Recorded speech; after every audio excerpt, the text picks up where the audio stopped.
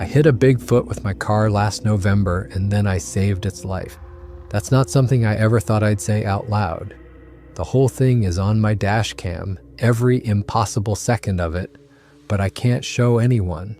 What happened after the crash changed everything I thought I knew about what's really out there in those mountains. I never believed in Bigfoot until my dash cam caught the moment I hit one with my car. I know exactly how that sounds. Believe me, I get it. I've spent my entire adult life in medicine, in science, in a world built on evidence and rational explanation. If someone had told me this story 6 months ago, I would have smiled politely and changed the subject. But it happened. This is my story, and I'm sharing it because I need someone else to know that these creatures are real, that they're out there, and that they're far more remarkable than anyone imagines. I'm an emergency room doctor at a major hospital in Seattle. I've been practicing for 12 years now.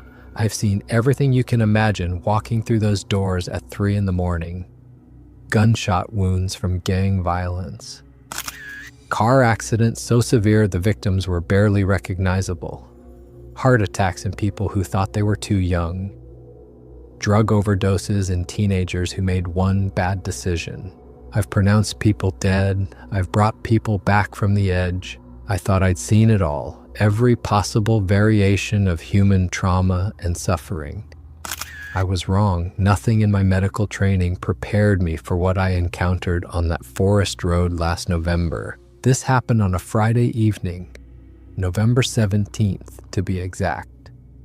I was driving to check on my mother, who lives alone in a remote cabin outside a tiny town called Glacier, just south of the Canadian border in northern Washington state. The town has maybe 200 people, and most of them are elderly retirees or people who moved there specifically to get away from civilization. My mother is one of the latter. She moved there 15 years ago after my father died, said she wanted peace and quiet, wanted to be surrounded by nature instead of concrete and traffic. She'd called me that morning around 9. I was between shifts and exhausted, but something in her voice made me pay attention. She said she wasn't feeling well, that she'd had a bad night, and could I come visit? My mother is not someone who asks for help easily. She's fiercely independent, stubborn to a fault, and the fact that she was calling me meant something was genuinely wrong. I told her I'd leave right after my shift ended at 4. The drive normally takes about 3.5 hours. The first 2 hours are easy, mostly interstate through farmland and small towns. But the last 90 minutes are rough. The road gets narrower and windier as you climb into the mountains. It's the kind of road that makes city people nervous, with steep drop-offs and no guardrails and signs warning about rock slides and ice. I left the hospital at 4:30, stopped for gas and a terrible cup of coffee, and got on the road. Traffic was light for a Friday, which I was grateful for. I made good time on the interstate, pushing maybe 10 over the speed limit because I was anxious to get there. The sky was clear, but the sun was already getting low. This time of year, darkness comes early in the mountains. By 6:30, I'd left the interstate and was climbing into the foothills. The road narrowed from 4 lanes to 2, then from 2 lanes to barely wide enough for 2 cars to pass each other. The pavement was old and cracked, full of potholes that the county never seemed to fix. Dense pine forest pressed in on both sides, so thick you couldn't see more than 20 feet into the trees. The sun was setting by then, painting the sky orange and pink behind the mountains. It was beautiful in that way that remote places are, but I wasn't really paying attention. I was thinking about my mother, trying to figure out what could be wrong. She'd sounded off on the phone, not just sick, but worried about something. That wasn't like her. I was speeding, I'll admit that. The posted limit on that section of road is 45 miles per hour, and I was doing 60, maybe 65 on the straighter parts. I knew the road well enough from visiting my mother over the years. I knew where the sharp turns were, where the bad potholes lurked. And I wanted to get there before full darkness.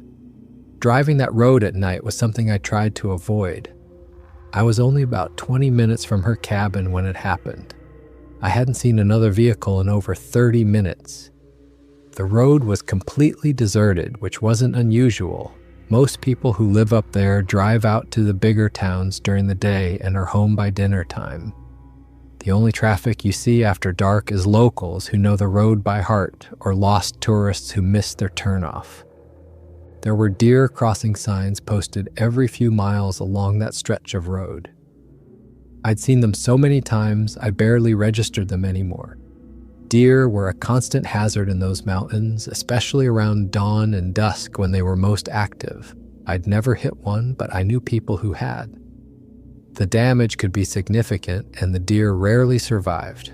I was thinking about whether I should stay overnight at my mother's cabin or drive back to Seattle that same night. The drive back in the dark wasn't appealing, but I had a shift Sunday morning and needed to be rested. I was running through the logistics in my head, not really focused on the road the way I should have been. The bend in the road came up faster than I expected. It was a sharp left turn, almost 90 degrees. The kind of turn that forces you to slow down unless you want to risk sliding off into the trees. I'd taken it dozens of times before and always slowed down well in advance. But this time I was distracted and I came into it too fast. I started to brake, and that's when my headlights swept across something standing in the middle of the road. My brain registered it as a deer. That's what it had to be, right? That's what made sense. But even as that thought formed, another part of my brain was screaming that something was wrong about the shape. It was too tall, too broad across the shoulders. The proportions were all wrong for a deer. I slammed on the brakes, both feet on the pedal, turning the wheel hard to try to avoid it. The tires screamed. I felt the anti-lock brakes kicking in, that stuttering pulse under my foot. But it was too late. I was going too fast and there wasn't enough distance. The impact was horrible. The sound of it, metal crumpling and glass shattering, was deafening. The airbag exploded into my face with a bang that left my ears ringing. The steering wheel was ripped out of my hands. The car spun, the world rotating around me in a blur of trees and sky and road. I felt the back end sliding out, felt the car going completely sideways. Then it stopped. The car was facing the wrong direction, pointing back the way I'd come. The engine had stalled. The only sound was the tick, tick, tick of cooling metal and a hissing that I realized was the radiator. My face was stinging from the airbag powder, and there was a chemical smell in the air. I sat there for maybe 30 seconds, trying to process what had just happened. My hands were shaking. My heart was pounding so hard I could feel it in my throat. I did a quick mental check of my body, moving each limb, checking for pain. Everything seemed to work. No sharp pains that would indicate broken bones.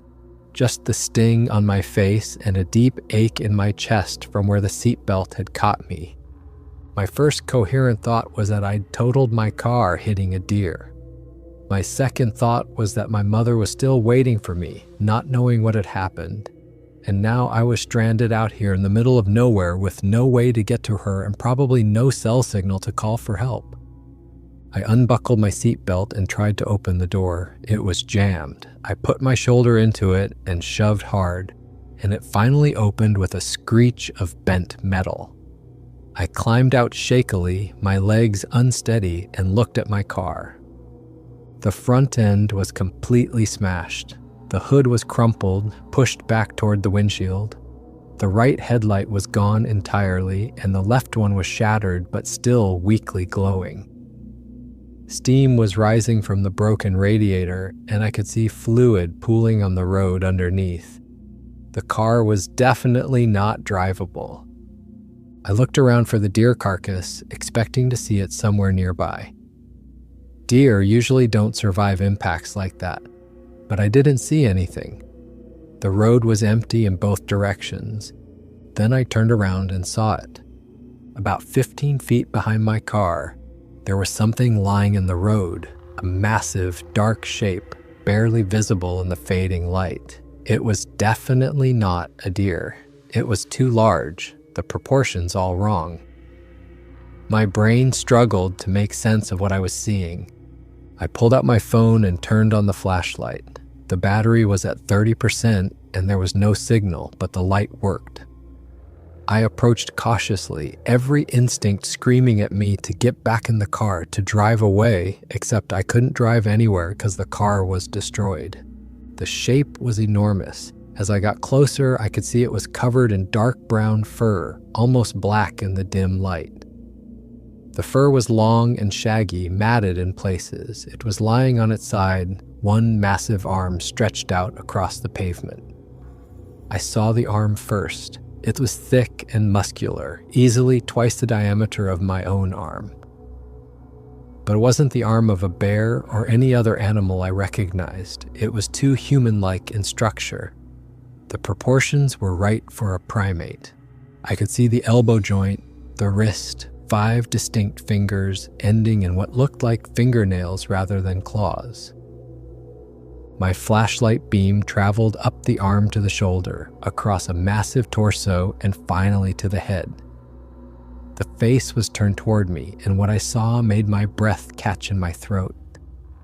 It had a face, not an animal face, not quite a human face, but something in between. The nose was flat and wide. The brow ridge was pronounced, jutting out over deep-set eyes. The jaw was heavy and protruding, but there was something undeniably intelligent in the structure of that face. Something that made it clear this was not just an animal. The thing was breathing. I could see its massive chest rising and falling, could hear the wet, labored sound of each breath. It was wheezing, struggling to get air. That sound snapped me out of my shock. I recognized it.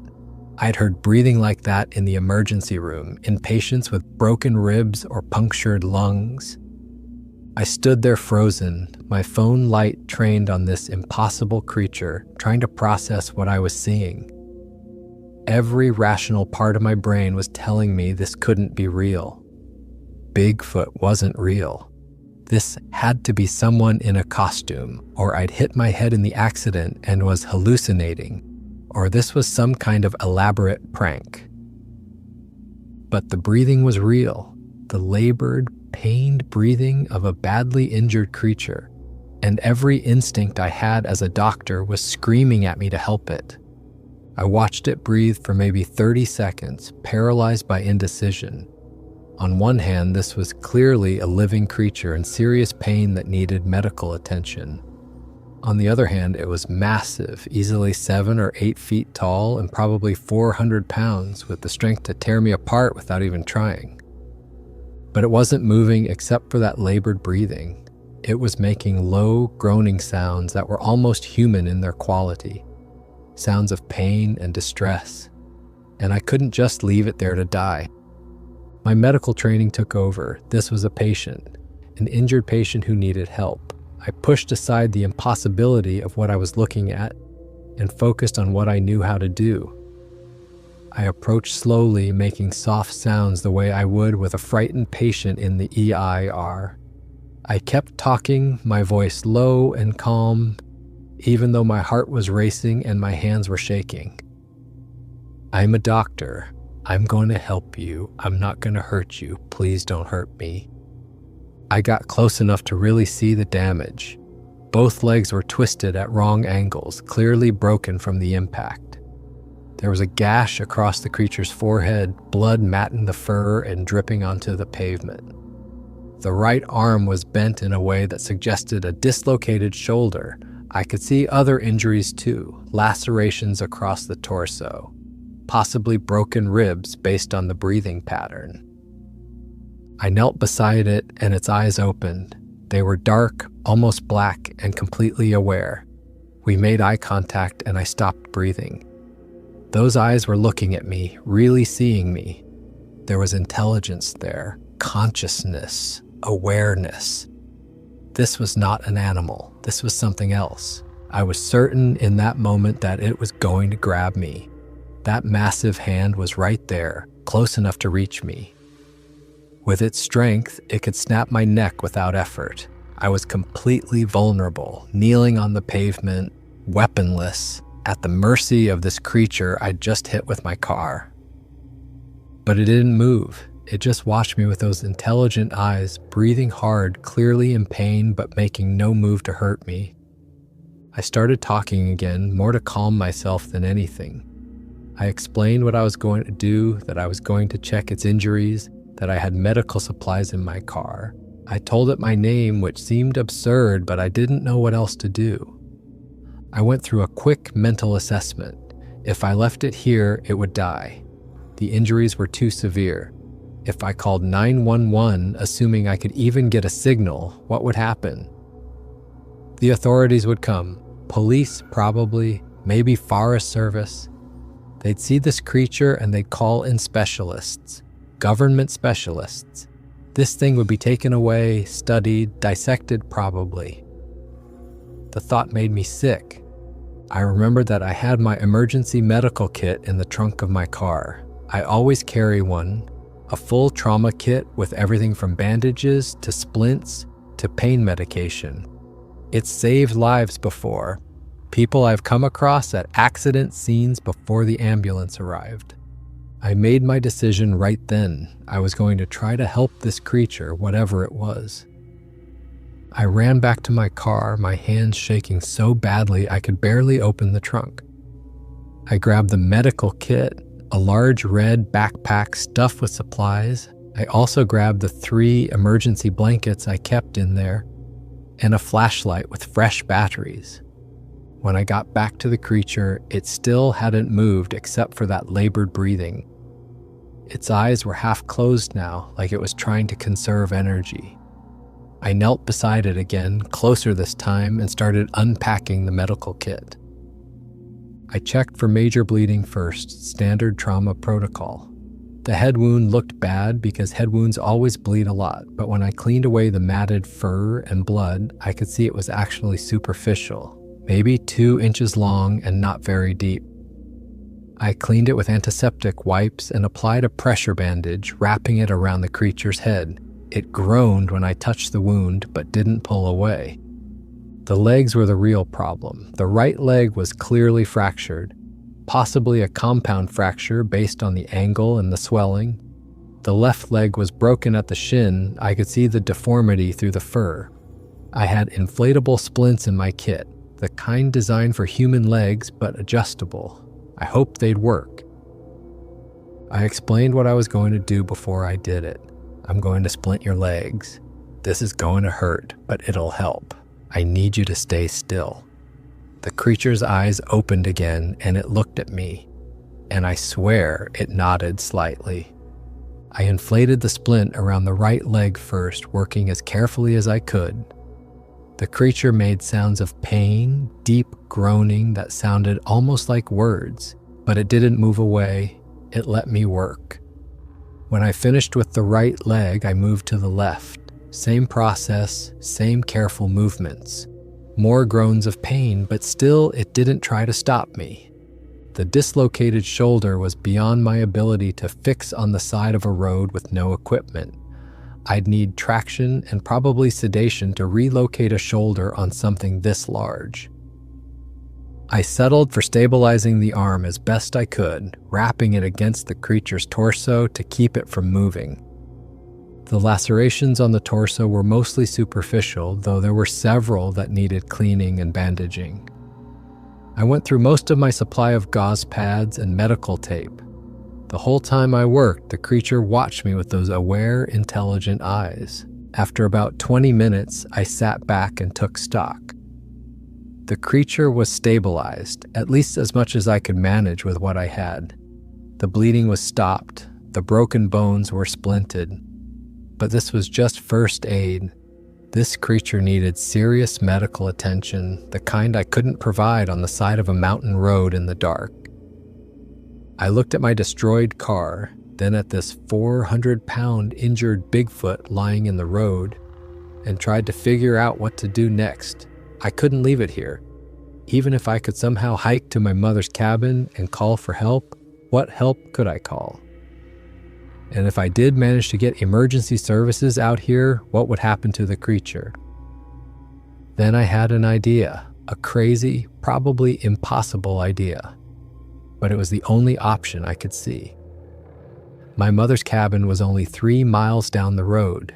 My car might not be drivable for long distances, but maybe, just maybe, it could limp 3 miles. And if I could somehow get the creature into the car, I could take it somewhere safe. The first problem was getting it upright. It couldn't walk in those broken legs, even with the splints. I looked around and saw some fallen branches at the edge of the road. I picked out 2 sturdy ones, each about 5 feet long and as thick as my wrist. They'd have to work as makeshift crutches. I brought the branches back and explained my plan to the creature, feeling completely insane for talking to it like it could understand. But those eyes were so aware, so intelligent that I couldn't help myself. I need to get you to the car. We're going to use these like crutches. You're going to have to help me.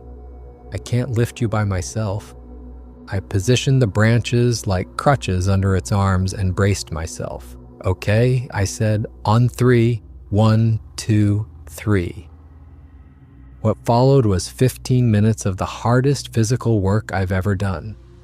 The creature tried to help, pushing up with its good arm, but most of its weight was on me and those branches. I'm 6 feet tall and in decent shape, but I felt tiny next to this thing. It had to be at least 8 feet tall when upright, maybe more.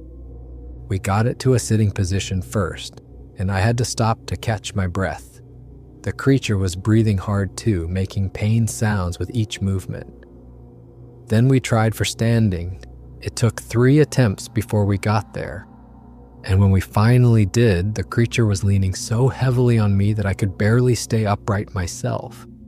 We started moving toward the car, and it was a nightmare. Each step was agony for the creature. I could tell from the sounds it made. The splints were holding, but the broken bones were shifting with every movement. We had to stop twice when the creature nearly collapsed, and each time I was terrified it was going to fall and take me down with it. It took us 10 minutes to cover the 15 feet to my car. 10 minutes of struggle and pain and desperate hope that we could make it. When we finally reached the car, I was drenched in sweat despite the cold November air. Now came the next impossible problem. How was I going to fit an 8-foot-tall, 400-pound Bigfoot into my mid-sized sedan? I opened the back door and pushed the front passenger seat all the way forward, cramming it against the dashboard. That gave me maybe 4 feet of space in the back, not nearly enough for a creature this size. I helped the creature sit on the edge of the back seat and immediately saw the problem. It was too tall. Even sitting, its head was way above the roofline. Its shoulders were too wide for the door. This wasn't going to work. We tried different positions, sideways, diagonal, curled up. Nothing worked. The creature was simply too large for the space available. Finally, in desperation, I tried something different. I had the creature lie down diagonally across the back seat, with its upper torso hanging out one door, and its lower legs from the knees down hanging out the other door. Both back doors would have to stay open, and most of the creature would be outside the car, but at least it was somewhat in the vehicle. I covered it with all 3 emergency blankets, trying to hide as much of it as possible. The blankets were barely enough. This creature was massive. I turned off all the interior lights and stood back to assess. My car looked insane. The front end was smashed, steam still rising from the broken radiator. Both back doors were hanging open with what appeared to be a pile of blankets spilling out. If anyone saw this, they'd know something was very wrong. I checked the road in both directions, still completely deserted. I hadn't seen another car since before the accident, and we were miles from anywhere. It was full dark now, the only light coming from my car's one remaining headlight, and the stars overhead. I got in the driver's seat and turned the key, praying to whatever God might be listening. The engine turned over, sputtered, and caught. It sounded terrible, making grinding and knocking sounds that told me serious damage had been done. but it was running. I put it in drive and started moving.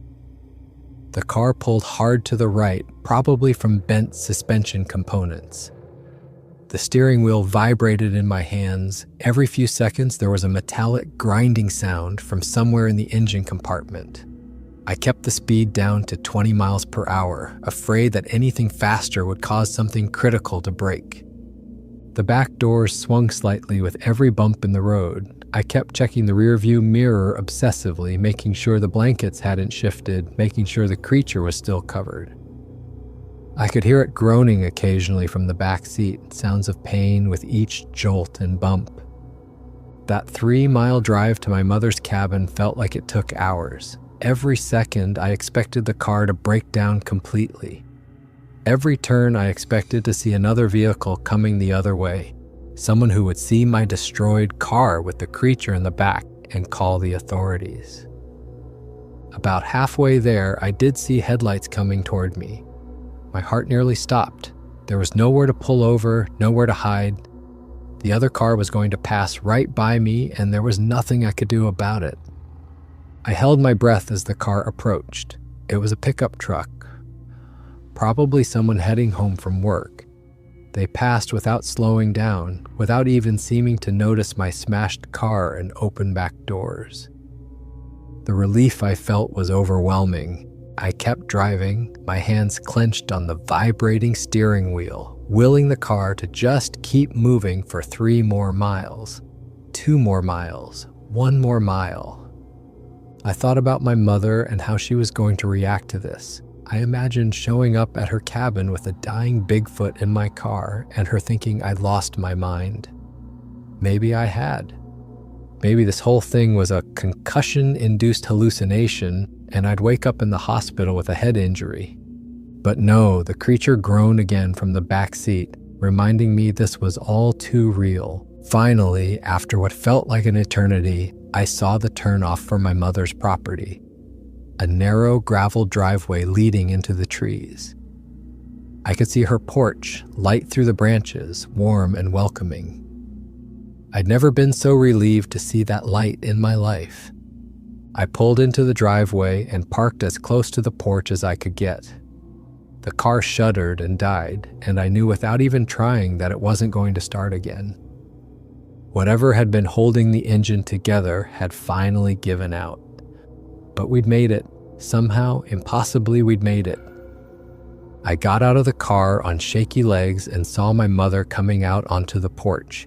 She's in her 70s, tiny and thin, barely 5 feet tall. She was wearing her usual outfit of jeans and a flannel shirt, her gray hair pulled back in a ponytail. She looked at my car and her hand went to her mouth.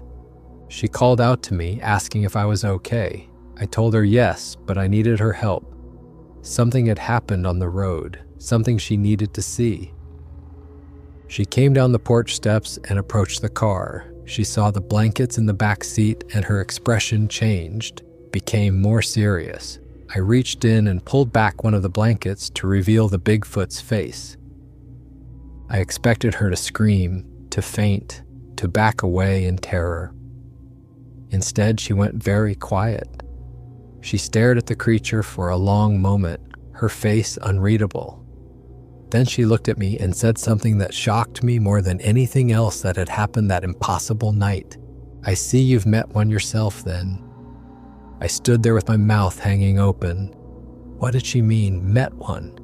She knew about these things. How long had she known? Why had she never told me?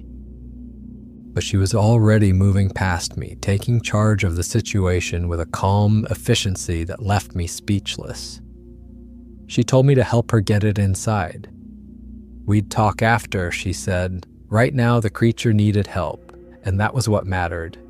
This tiny 70-something woman who I'd driven 3 hours to check on because I was worried about her was suddenly completely in charge, directing me like I was the one who needed taking care of. Together, we helped the creature out of the car. It had regained some strength during the drive and was able to stand with heavy support, leaning on both of us. My mother took one side and I took the other, and we slowly guided it toward the cabin. The porch steps were difficult. The creature couldn't really bend its splinted legs, so we had to basically drag it up one step at a time. But we managed it and got it through the door into the living room. My mother had already cleared a space on the floor and was laying out blankets, like she'd somehow known we were coming, like she'd been preparing for this. We lowered the creature onto the makeshift bed as gently as we could. It groaned with the movement, but once it was down, it seemed to relax slightly. My mother immediately started examining the injuries. She checked the bandage on its head, nodding approvingly. She ran her hands along the splints on its legs, testing them. Her movements were confident, practiced, like she'd done this before, like this was something she knew how to do. I started to ask questions, but she shushed me. "Not now," she said. "The creature needs help first. We'll talk after." She went to the kitchen and came back with a large pot of hot water, clean towels, and a first aid kit that looked even more comprehensive than mine.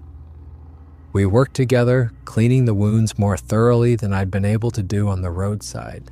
She handed me supplies without me having to ask, anticipating what I needed like we'd done this together before. The creature watched us with those intelligent eyes.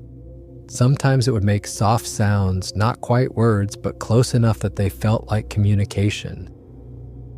My mother talked to it softly while she worked, her voice gentle and reassuring. "You're going to be okay. I know it hurts, but you're going to heal. You know I'll help you." She said it so naturally, like she was talking to an old friend, like this was something she had said before. That's when the reality really hit me. This wasn't the first time my mother had done this. After we'd cleaned all the wounds and rebandaged them with fresh supplies, my mother went to her kitchen and started grinding something in a mortar and pestle. I watched as she mixed dried herbs with water to make a paste. She brought it back and applied it to the worst of the bruises, working it into the fur with gentle fingers. She explained that these creatures heal fast, faster than humans, but they still need help. The herbs would reduce inflammation and speed the healing process. I didn't ask how she knew this. I was pretty sure I already knew the answer. We worked for about 2 hours until we'd done everything we could. The creature seemed more comfortable by then. Its breathing was easier, less labored. The groans of pain had stopped. It watched us with those dark, aware eyes, and I could see what looked like gratitude in them. My mother stood up and gestured for me to follow her to the kitchen. She made coffee, strong and black the way we both like it, and we sat at the small kitchen table. Through the doorway, I could see the creature resting in the living room. My mother took a deep breath and started talking. She told me she had been seeing these creatures for 15 years, ever since she moved to the cabin after my father died. The first time was absolutely terrifying. She woke up one night to a sound outside her window and looked out to see a face looking back at her. A massive, hairy face with intelligent eyes just inches from the glass. She'd frozen in terror, certain she was about to die. But the creature just watched her for a few minutes, then turned and walked away into the trees. After that first encounter, she'd been nervous for weeks, jumping at every sound. But the creature came back, and others like it, always at night, always careful to keep their distance. They'd watch the cabin from the tree line. They'd walk through her yard in the early morning hours, leaving massive footprints in the mud. Over time, my mother started to understand they weren't a threat. They were curious, yes, but not aggressive, so she started leaving food out. Apples at first, then vegetables from her garden. She'd leave it on the porch rail at night, and by morning it would be gone. And they started leaving gifts in return. That's what she called them, gifts. Interesting rocks they'd found, always placed carefully where she'd see them. Feathers arranged in patterns on her porch, bones from their meals, cleaned and placed by her door. It was clear they understood the exchange. Food for acknowledgement, a form of communication. She described their behavior in detail. They were curious about everything. They'd watch her working in her garden, following her movements from the tree line. They seemed fascinated by tools, by the way she used her hands to manipulate objects. She'd catch them mimicking her movements, using sticks to dig the way she used a trowel. Their intelligence was remarkable. They understood cause and effect in ways that went beyond simple animal learning. They could problem solve. She'd seen one figure out how to open a complicated latch on her shed, working at it for several minutes until the mechanism clicked and the door swung open. But they were also shy, almost painfully so. Any sudden movement would send them retreating into the forest. Any loud noise would make them disappear. They seemed to understand that humans were dangerous, that they needed to stay hidden. But they were drawn to my mother because she'd proven herself safe, proven that she wouldn't hurt them or try to capture them or tell others about them. She told me about specific encounters that stood out in her memory. One winter, brutally cold with temperatures well below zero, she'd found a young Bigfoot stuck in a frozen creek. The ice had formed around its leg and it couldn't break free. My mother had spent over an hour working in that freezing cold, using hot water and tools to break the ice, while the young one's cries echoed through the forest. She'd finally gotten it free, and it had limped away into the trees. She went back to her cabin, her hands numb and her back aching, wondering if she'd done enough. A week later, she woke up to find an entire deer carcass on her porch. Fresh kill, throat torn open, placed carefully where she couldn't miss it. She understood immediately. It was a thank you from the young one's family. They'd brought her meat, the most valuable resource they had, to show their gratitude.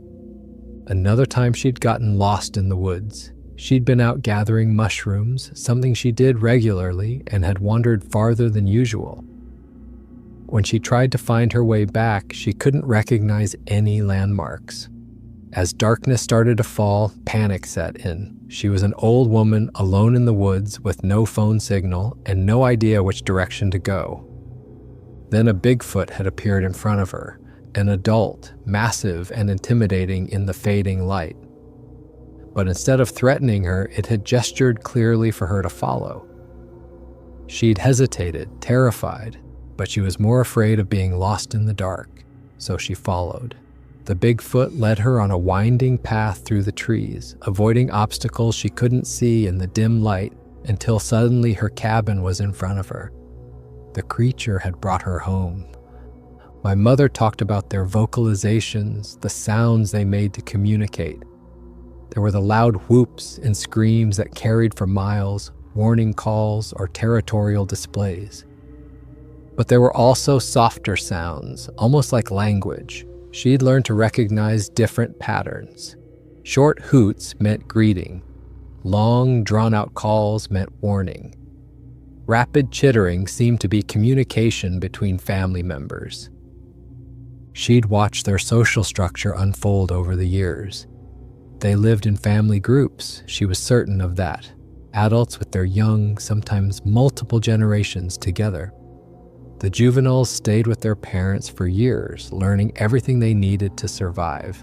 She'd watch them play in the clearing behind her cabin, roughhousing like bear cubs, but with more purpose, like they were practicing skills they'd need as adults. She talked about their eyes, and I understood exactly what she meant. Those eyes were nothing like an animal's eyes. They were aware, conscious. When you looked into them, you could see them thinking, processing, understanding. It was deeply unsettling and deeply humbling at the same time. They avoided most humans, she explained, but they seemed drawn to people who lived respectfully in their territory. People who didn't hunt them, who didn't try to prove their existence, who just wanted to coexist peacefully. People like her. I asked her about the wood knocking that people talk about in Bigfoot encounters. She confirmed it was real. They use it to communicate distances and locations to each other. One knock means I'm close. Multiple knocks mean I'm farther away. They can triangulate positions using the sound, coordinating movements through the forest without ever seeing each other. She described the stick structures she'd found in the woods, X patterns made from branches, always at specific locations.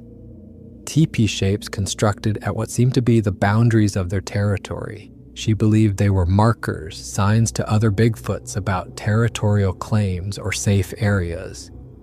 Maybe warnings to humans too, for those who knew how to read them.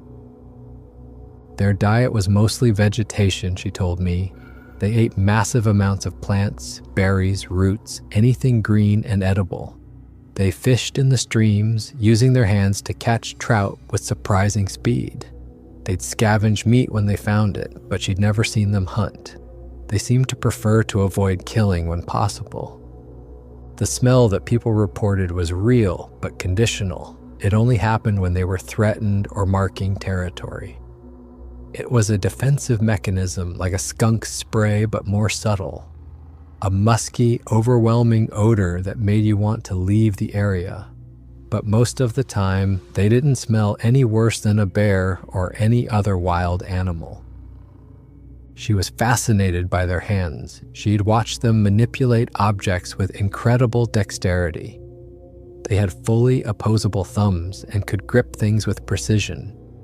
She'd seen them untie complex knots in rope she'd left out, purely out of curiosity. They'd open containers, work latches, handle tools. Their manual dexterity was equal to a human's, combined with strength that was terrifying. Then she told me about something she called their infrasound ability. Sometimes when they felt threatened, they could make you feel intense fear or dread without making any audible sound. It was like your body just knew something dangerous was nearby, knew you needed to leave immediately. She'd felt it herself once when she'd accidentally gotten too close to a den site. The feeling had been overwhelming, primal, terrifying, but she understood now it was defensive, a way to make threats go away without violence. Their feet were remarkably flexible, almost like hands. They could grip with their toes, which gave them incredible balance on uneven terrain. They often walked on the outside edge of their feet, which explained why their tracks sometimes looked strange to people who found them. The foot could flatten out completely when they needed stability, or arch up when they needed to grip. I asked the question that had bothered me for years. If these things are real, why has no one ever found a body? Why haven't we found bones? My mother's answer was simple. They bury their dead. She'd never witnessed it herself, but she'd found places in the deep woods where the earth had been disturbed in ways that suggested intentional digging. Large areas, several feet deep, carefully filled back in. She believed these were graves. The Bigfoots took care of their own, even in death. They understood mortality, and they honored it. She admitted she'd become attached to the family group that regularly visited her property. She'd been watching them for years and could recognize individuals. The tall one she called the injured Bigfoot, currently resting in her living room. She'd seen him many times. He'd brought what she assumed was his mate and offspring by on several occasions. A family just trying to survive. She thought he'd probably been running from something when I hit him. Maybe hunters had been in the area. Maybe someone had dogs running through the woods. Something had spooked him badly enough to make him run out onto the road without looking at the exact wrong moment when my car was coming around that bend too fast. We talked until well past midnight. She had 15 years of stories, 15 years of observations and encounters, and small moments of connection with these creatures. And she'd never told me, never told anyone as far as I knew. I asked her why she'd kept it secret all these years. Her answer was simple: to protect them. If people knew these creatures were real, they'd be hunted, captured, studied. Everything would change. The Bigfoots trusted her because she'd proven she could keep the secret. She wouldn't betray that trust. We agreed to take turns watching the creature through the night. My mother took the first shift while I tried to get some sleep on her couch, but I couldn't sleep. I kept thinking about everything she'd told me, everything I'd experienced. My whole understanding of reality had been turned upside down in the space of a few hours. Around 2 a.m, I gave up on sleep and relieved my mother. She went to bed, and I sat in the dim light from the kitchen, watching this impossible creature breathe. I studied its face in detail for the first time. The thick brow ridge that gave it a permanently serious expression. The flat, wide nose with large nostrils. The virtually non-existent neck, the massive head sitting almost directly on broad shoulders. The hair covered most of its body but was thinner on the face and hands, revealing dark gray skin underneath, tough and weathered. Around 3 a.m, its eyes opened. We made eye contact and held it. The creature looked at me for a long moment, those dark eyes searching mine. Then, slowly, it closed its eyes again and went back to sleep. It felt like communication, like trust, like it was telling me it was okay, that it knew I was trying to help. By dawn, the change was remarkable. The creature's breathing was much easier. The labor quality was gone completely. It seemed less pained, more relaxed. When I checked on it, it moved its head to watch me, tracking my movements with clear awareness. My mother got up around 7 and immediately started making breakfast, strong coffee and eggs and toast, insisting I eat even though I didn't feel hungry. The creature was fully awake by then, watching us move around the kitchen with those intelligent eyes. My mother brought it water in a large metal bowl, the kind she used for washing vegetables. The creature drank deeply, scooping the water to its mouth with its cupped hands in a gesture that was completely human. She tried to offer it fruit, but it turned its head away. "They don't eat when they're injured," she explained to me. "It's an instinct from living in the wild. When you're hurt, your body needs to focus all its energy on healing, not on digestion. They'll fast until they're well enough to move, then they'll eat everything they can find." She examined the injuries again, and I watched in amazement. The swelling had gone down dramatically overnight. That shouldn't have been possible, not with trauma that severe. Broken bones don't heal in 12 hours, but the creature was already flexing its legs, testing them carefully within the splints. The dislocated shoulder looked better too, more properly aligned. Either the muscles had relaxed enough for it to slip back into position on its own, or the creature had somehow worked it back in while we weren't watching. My mother said we should remove the splints by evening. The healing was advanced enough that they were probably doing more harm than good at this point. I was skeptical, but she was confident. She'd seen this before, she said. They heal differently than we do. Early that afternoon, the creature started trying to stand on its own. We helped, supporting it under the arms, and I was amazed at how much better it was moving. There was still a pronounced limp and obvious pain with weight bearing, but it could stand. It could move. Less than 24 hours after being hit by a car hard enough to total the vehicle, my mother said it needed to go back to its family. They'd be worried, she explained. They'd be looking for it. It had been gone too long, and the others would be afraid something had happened. I protested. It wasn't healed enough. It needed more time. But she was firm. They heal different than us, she repeated. It needs to be with its own kind now. And besides, if others come looking for it and find it here, that could be dangerous. For us and for them. The creature seemed to understand our conversation. It nodded slightly when my mother said it was time to go, like it agreed, like it knew. We helped it walk to the back door that led into the woods. It moved slowly, carefully, but with much more strength than I'd expected. We guided it down the porch steps and across the yard to where the trees started. At the edge of the forest, the creature stopped. It turned back to look at both of us, and the moment seemed to stretch out. Those dark eyes studied our faces, moving from my mother to me and back again.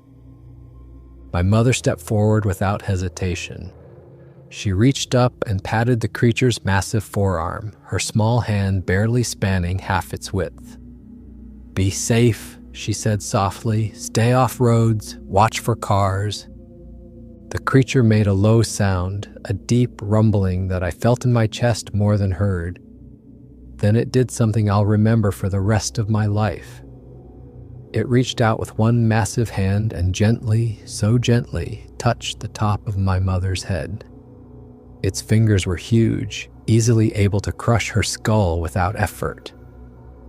But the touch was tender, careful, unmistakably affectionate. My mother closed her eyes and smiled, a moment of perfect understanding between two completely different species. Then the creature turned to me. It extended its hand, and I hesitated only a moment before taking it. The hand completely engulfed mine. It was warm and rough, calloused like a human hand that had done hard labor for years, but so much larger. The creature squeezed gently, carefully controlling its enormous strength, then released. It made a series of soft sounds, hooting calls that seemed almost like words. Then it turned and walked into the forest. Despite its injuries, the creature moved with surprising grace. It knew this forest, knew every tree and rock. Within seconds, it had melted into the shadows. Within 30 seconds, it had completely disappeared, like it had never been there at all. My mother and I stood at the edge of the trees, listening. For a moment, there was only silence. Then, from deep in the woods, came a single sharp sound. Wood on wood, a clear knock that echoed between the trees. My mother smiled. "That's thank you," she said quietly. I stayed with my mother for 2 more days.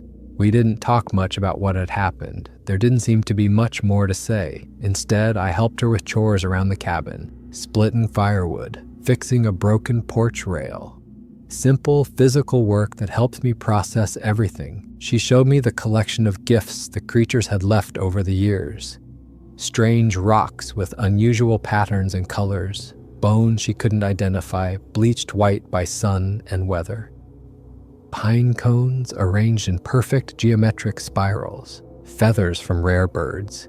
Each one had been placed carefully where she'd find it, each one a small gesture of connection. On my 3rd morning there, I woke up early and went out onto the porch.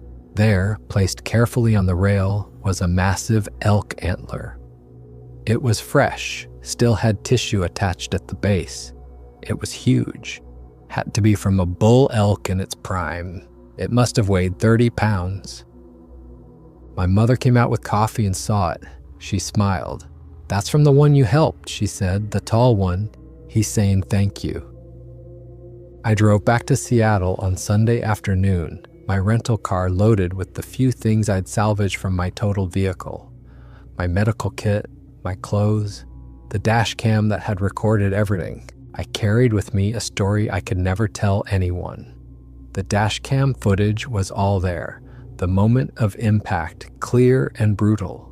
The creature lying in the road, me approaching it with my phone light, loading it into my car, all of it recorded in perfect digital clarity.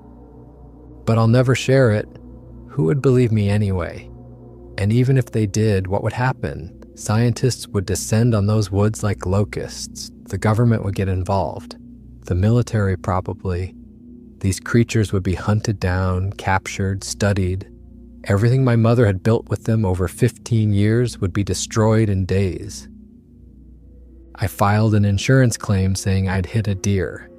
The adjuster took one look at my car and approved it without question.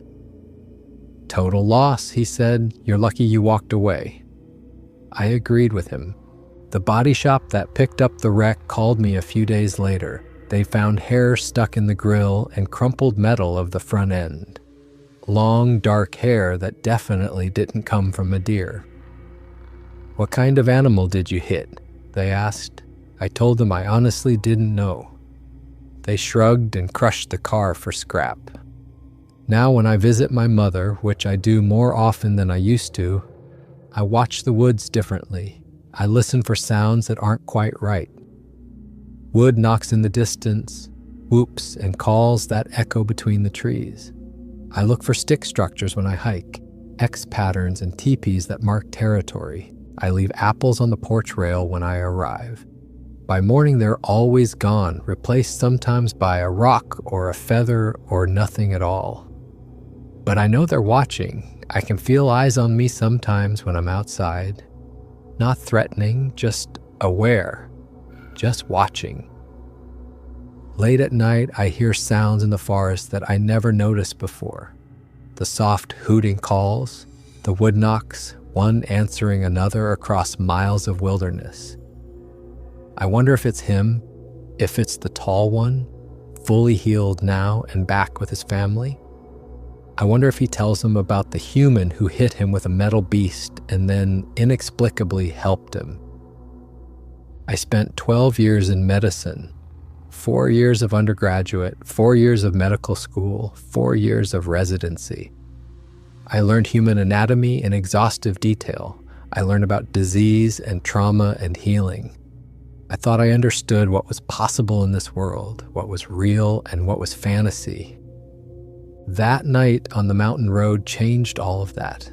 It's not just about believing in Bigfoot anymore. It's bigger than that. It's about understanding that intelligence and consciousness aren't uniquely human. It's about recognizing that there are other minds out there, other ways of thinking and being that we don't understand and maybe never will. The way that creature trusted me when it was at its most vulnerable, the way it let me touch it, treat it, move it, it could have killed me at any point. One swipe of that massive arm and I'd have been dead, but it didn't. It understood I was trying to help, and it let me. The gentleness of that final touch, the way it placed its hand on my mother's head like a blessing, that wasn't instinct, that wasn't animal behavior, that was emotion, that was gratitude and affection expressed in a gesture that transcended language. These creatures aren't just unknown primates hiding in the woods. They're not missing links or evolutionary throwbacks. They're something else entirely. They're intelligent, emotional, conscious beings who've chosen to live apart from us, who've watched us for thousands of years and decided that distance is safer than contact. They're living in the spaces we've forgotten to look, in the wild places we've decided aren't worth our attention. They're aware of us every second, watching our movements, avoiding our paths, existing in parallel to our lives without us ever knowing. I think about that creature often. I wonder if the broken legs healed properly. I wonder if the dislocated shoulder gives it trouble in cold weather. I wonder if it carries scars from that night, physical or psychological. I wonder if it remembers me.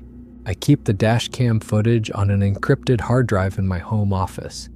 Sometimes late at night when I can't sleep, I watch it. The headlights sweeping across that massive figure in the road. The horrible sound of impact. The creature lying motionless on the pavement. Its eyes opening and looking directly at the camera, directly at me, with such profound awareness. It's proof. Undeniable proof that these creatures are real, that everything people have been reporting for decades and centuries is true. But it's proof I'll never share with the world. Some secrets are too important to tell. Some encounters are meant to change just one person, or in this case, to confirm what one person already knew, and to teach another person to see the world through new eyes. My mother was right when she said they respond to kindness. They do. They understand it in ways that challenge everything we think we know about animal intelligence and consciousness. I'm grateful for that night, despite the fear and the confusion and the absolute impossibility of it all. I'm grateful I got to see something that most people will never see, to touch something that shouldn't exist but does. I'm grateful I had the chance to help, to make a difference for a creature that had every reason to hurt me but chose not to. And I'm grateful it changed me, changed the way I see the world and my place in it. Because now when I look at the forest behind my mother's cabin, I don't just see trees and rocks and shadows. I see possibility. I see mystery. I see life existing in ways we don't understand, living by rules we haven't discovered, thinking thoughts we can't imagine. Maybe some things are meant to stay hidden. Maybe some mysteries are more valuable unsolved. Maybe the world is a richer, more interesting place because of what we don't know than because of what we do. And maybe, just maybe, there's wisdom in letting some secrets keep themselves, in respecting the boundaries between their world and ours, in understanding that not everything that exists needs to be cataloged, studied, explained, controlled. So the footage stays on that encrypted drive. The story stays with me and my mother. And the creatures stay in the mountains where they've always been, watching us with those intelligent eyes, keeping their distance, living their lives in the spaces between our understanding. And that's exactly how it should be. For more interesting stories, check this out.